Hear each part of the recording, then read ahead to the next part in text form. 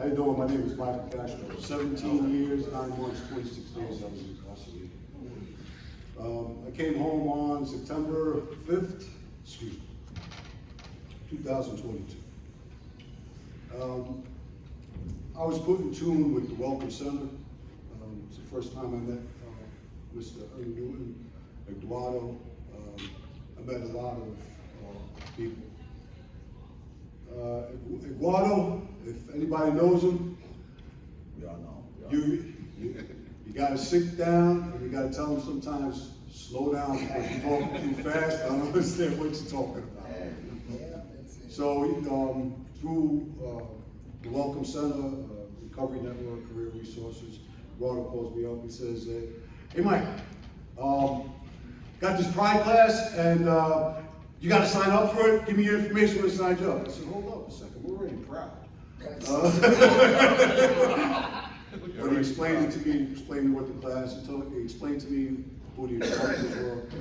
I was like, you know, it's pretty far for me because right now I'm living in Shelton, blah, blah, blah. He says, don't worry, you're going to make it work. He says, I know you're going to make it work. I signed up for the class. I met Martin, I met Mr. Diamond, I met Ryan, he was my personal Uber so often, you know. Taking the class, I met a lot of people. We sat there, we chit-chat, we fed off each other. It was so powerful because this is something that's so powerful, passionate for me, of helping people that are re-entering. And this is something that nobody has to do. They're doing it because they care, because they want everybody to succeed. Through taking the class, you know, I was listening to different things. I mean, the best presentation was this young lady right here. When she got up there, she gave a sex toy presentation business. You know what I'm saying? It was awesome. It was very animated. No, it's just everybody that presented, you know, took people out of their comfort zones. And we're taking people out of their comfort zones, taking them to the next step of growth. Because you got to take risks to be successful. You know, a lot of times I held back, and Martin, I didn't text you a lot. I don't think I ever texted you because I figured everybody else is texting you. I just get you in class. I'm there early. I talk to him when I get there early. Person there. Yeah. Talked with Mr. Diamond earlier. So me and Ronnie had some in-depth conversations on business plans, so on and so forth. On the ride back and forth to work. I spoke with everyone in the class. We all networked very well. These programs that are offered to us through the City of Bridgeport, through Mayor through all the programs, the Recovery Network, Career Resources, CCAR, all of these programs, Castro, I'm sure I'm missing a couple of them, but they're all beneficial to help everybody that's re-entering to succeed. So with these offerings and taking all this knowledge, you know, not to overshadow it, but Barry's a very intelligent man, and he's sharing his intelligence with us on business. This is a professor right here at the University of Bridgeport. He also was where we were at. So it's pretty powerful that all these things happen. And it wouldn't be without these programs for us to step up, to take us up another rung of the ladder to reach to the top. And all of us networked with each other. All of us could share our business plan, especially this young lady. She's so passionate right there. Boy, I tell you, but you don't understand. This is what I understand. You know? But taking this course, you know, taught me some things that I thought I knew, but just taught me how to get better in tune with them.